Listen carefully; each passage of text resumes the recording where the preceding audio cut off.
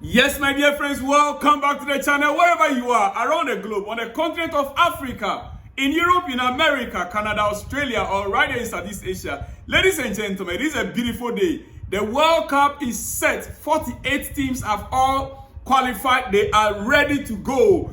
Look, DR Congo secured their final qualification on the African continent in a playoff by beating Jamaica 1-0. Now, Africa is going to be represented by 10 teams at the Mondial. 10 teams are going to be representing Africa at the Mondial. What a qualification for DR Congo, Dr. Congo. Now, we're going to be having that man, that stood like a statue, right? For 90 minutes, he's going to be representing in US of A, Canada, or Mexico. DR Congo are back at the World Cup after 52 years.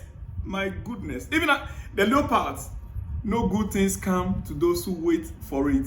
They eliminated my brothers in Nigeria. Nigeria! Look, this is actually not good enough. Let's face it, you guys always want to banter Ghana. You guys always want to banter Ghana. But the reality of the matter is that in terms of football, Nigeria is nowhere near Ghana in terms of football. Ordinary Google check will tell you. Ordinary Google check will tell you how many times these two nations met together in terms of football and how many times Ghana, defeated them. So don't come and argue here with me. This is a World Cup. DR Congo eliminated you guys. Now they got it cheap at the playoffs. Nigeria should be the one we should be celebrating by now. Yes. No, you come and tell me that Ghana is going as a visitor. It's better Ghana goes as a visitor than you that is at home. Do you know what it means to go as a visitor? Even the appearance fee alone is much more higher. The appearance fee is higher than if you were to win the AFCON, the amount you get. DR Congo, they are true. Look, Ghana has sacked our head coach. We've sacked the head coach, Otto Addo. And Ghana is now in the market for a new head coach. After sacking Otto Addo, on Monday night, Tuesday, Saudi Arabia sacked Hervé Renard, and he is available on the market. Interesting coincidence, right? Hervé Renard in early 2000, he was part of Ghana's coaching staff. He was our physical trainer. Then when we sacked the substantive coach, he wanted to take over, but he was not given an opportunity. He left. And as we speak, he won 2 AFCONs for 2 different African nations. And he won 2 AFCONs for 2 African nations. Hervé Renard was sacked by Saudi Arabia amid poor recent forms, including 4-0 friendly loss to Egypt. His record since November 2024 returned 10 wins, 6 draws, and 10 losses. At least is better than Otto Addo. And he'll be a great fit for Ghana. Trust me. For me, I'm vying for him. He'll be a great fit for Ghana. Proven African specialist on the African continent. AFCON titles with Zambia 2012 after he left Ghana. And then Ivory Coast 2015. He won the AFCON title for Ivory Coast as well in 2015. He also qualified Morocco for the 2018 World Cup. Hervé Renard. He also qualified Morocco for the 2018 World Cup. Plus, he was assistant coach for the Black Stars in 2008. I'm repeating it again. So he knows Ghana very well. He could bring quick stability to this Black Star setup in Ghana for the 2026 World Cup. So I'm vying for him, ladies and gentlemen.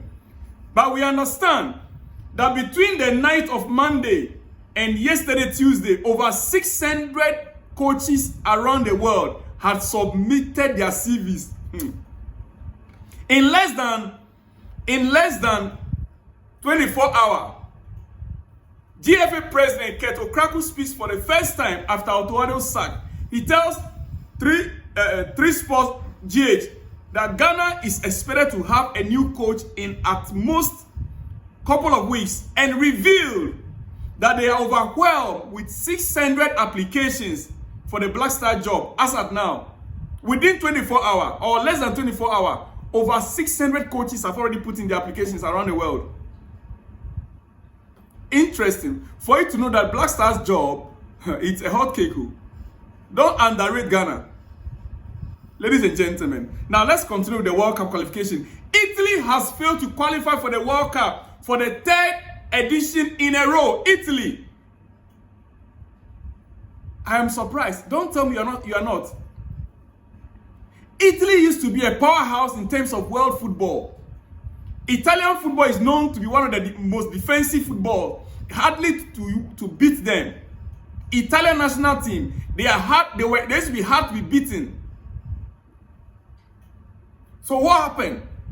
The past 12 years, what is happening to Italian football, especially the national team level? 3 times in a row, 2018, 2022, and 2026, they are missing out again. This is the greatest international embarrassment. Their embarrassment is even bigger than Nigeria's embarrassment. Put Nigeria by the side. Italy, do you know how many times Italy won the World Cup?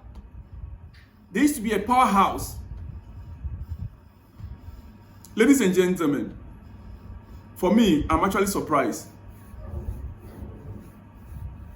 Now, I will not be taking much of your time, but quickly. You see, this World Cup coming up, it pains me that I will not be there. I really wanted to be there, but due to circumstances, I will not be able to make it because I am a proud Ghanaian football fan. Yes. The lists that are coming up, the hotcakes, we understand even one particular coach has been contacted by the FA.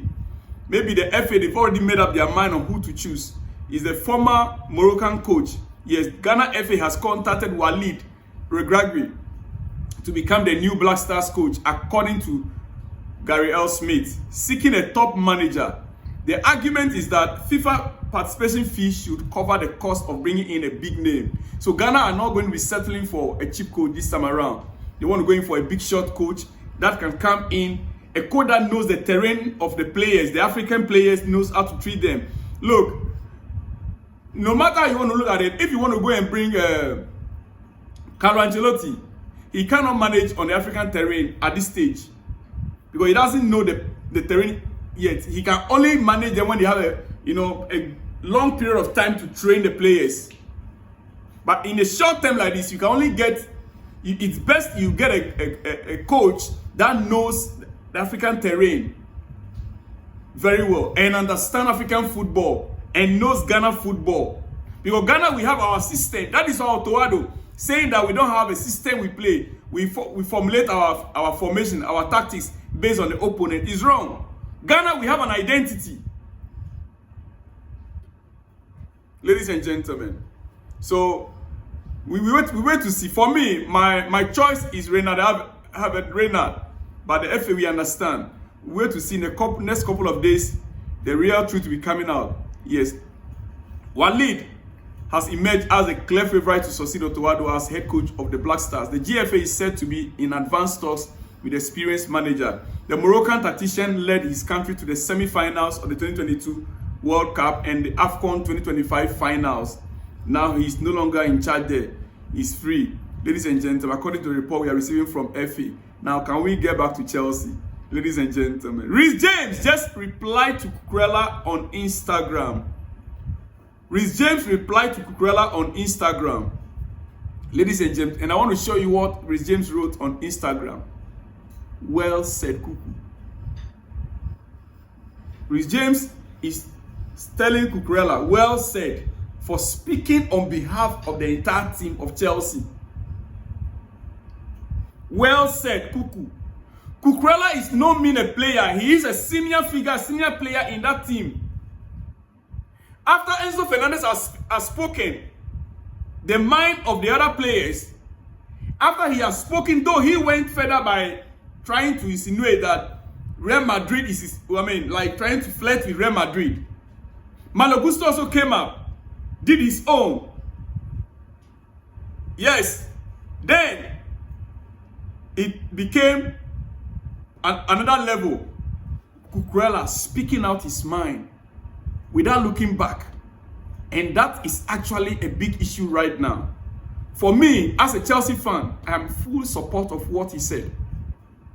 Let me read for you what Cucurella said, because we'll soon be running up. This is my Cucurella saying this.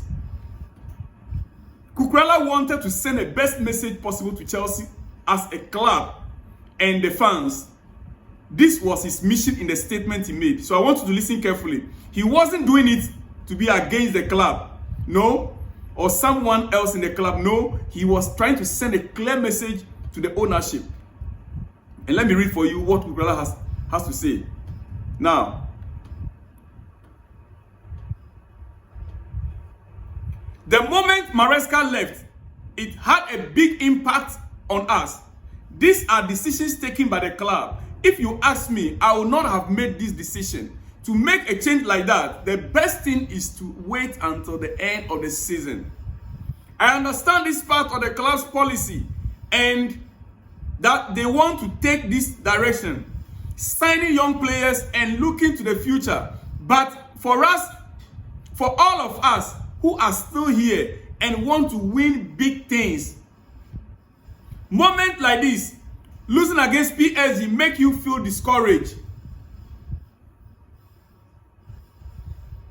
Do you know what he's trying to say? Keep chopping and changing and bringing in 17, 18 years. It's delaying them that are senior figures in the club that want to win big, that want to win tournaments, that want to win trophies. The direction of the club is actually the fact that they want to buy young. They want to build from scratch. They buy young 2-3 seasons, they sell. The players that you go to buy, you promise them that, and they know, some of them, they came to Chelsea because they know Chelsea, that this club will win them trophies.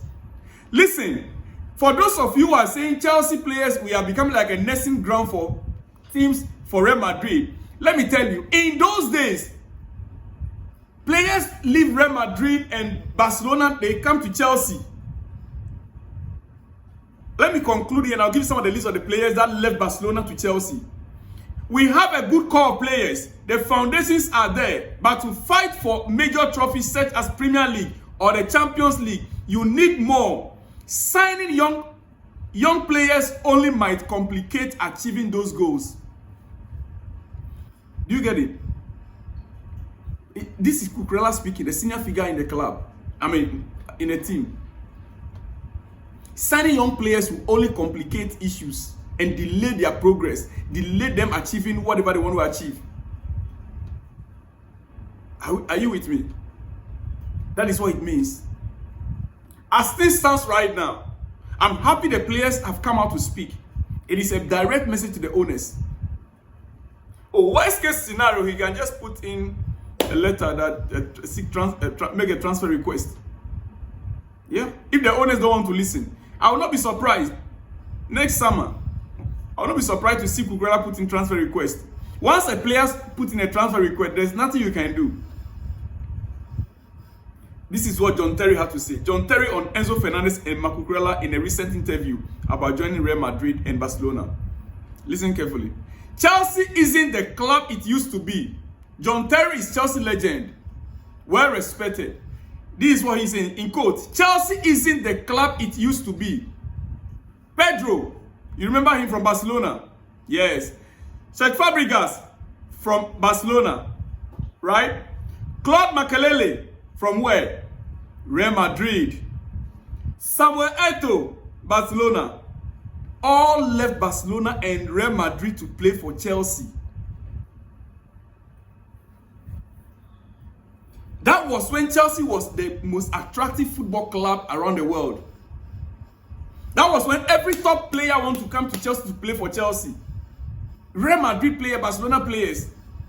These guys left Barcelona and Real Madrid to Chelsea. Back then, let me continue. Back then, players didn't say no to Chelsea. But today, players want to leave Chelsea for La Liga. It feels like the club's name is fading. This is coming from John Terry. Ladies and gentlemen, it is what it is. I'm running up. By the way, congratulations to Iran and Iraq. They are all in the World Cup. Whilst Nigeria is still going to be sitting home and watching it on TV. Even TV, they don't even have, Nigeria doesn't even have lights to watch it in the first place. I've seen a post on X when a Nigerian lady was crying that what kind of problem is it now?